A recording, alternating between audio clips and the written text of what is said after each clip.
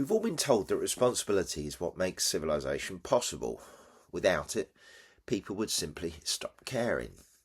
But what if science says responsibility isn't something we freely choose at all? If your decisions are determined by our brains, our genes and our experiences, why bother trying? And free will is only an illusion. And if free will is only an illusion, does that mean motivation is an illusion too? Today we'll examine why the answer is far stranger than either side of the debate usually admits, and why the final implication may completely change how we think about living in a meaningful life. Physics, Consciousness and Reality, Dickie Dredd and Nigel Adams. And this is part 40 in the video series, and we're still on chapter 5, Ethics, Free Will and Human Life. Today we will cover section 37 in the book, Motivation, Responsibility and Survival Tools or Deeper Truths. If free will is questionable, justice is shaky, then what happens to motivation and responsibility? Why bother trying to be better, kinder, more disciplined, if in the end every move we make was already written into the script by physics, genetics and environmental circumstances? Doesn't determinism risk turning into fatalism? I had no choice, so what's the point? From an objective scientific view, motivation is just another process. Dopamine firing, reinforcement loops, brain chemistry turned to rewards and punishments. You don't choose to want something, the wanting arises. You don't freely decide to feel responsible, that sense emerges from neural circuits shaped by evolution. Responsibility in this frame is a useful fiction. It motivates us to behave in ways that keeps groups stable. We feel guilty when we harm others because guilt helps keep the tribe intact. We feel pride when we contribute because pride reinforces cooperation. Motivation and responsibility are survival tools, not cosmic truths. But here's a twist. Knowing free will may be illusory doesn't kill motivation. It can even strengthen it. If everything is caused, then your current choices, your habits, your influences, the people you surround yourself with are causes too. Shape them and you shape the future. You may not be freed in the ultimate sense, but you're still part of the causal chain. You still matter.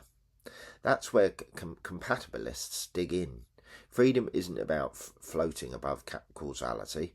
It's about acting in line with your reasons and desires, even if those desires are caused.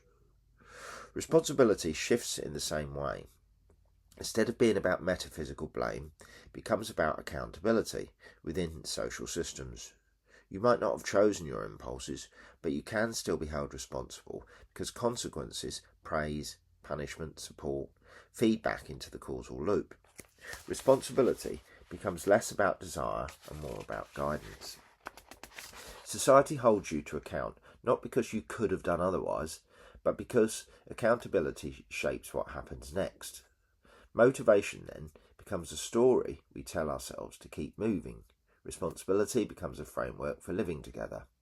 They're fictions with fangs, powerful enough to steer behaviour, even if underneath physics is running the show. But from another angle, the consciousness as fundamental angle, motivation and responsibility take on a different light. If there's only one consciousness playing all roles, then the drive to act compassionately isn't just a hack, it's an echo of that unity.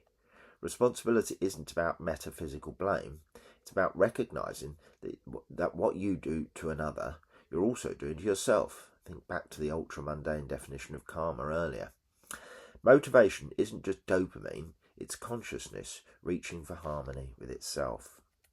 Motivation and responsibility, like ethics and justice, sit on the edge. Objectively, they're survival tricks, feedback systems in brains. Subjectively, they feel like something deeper, almost sacred. Whichever view you take, you can't live without them. Illusions they may be, but they're illusions that make life possible.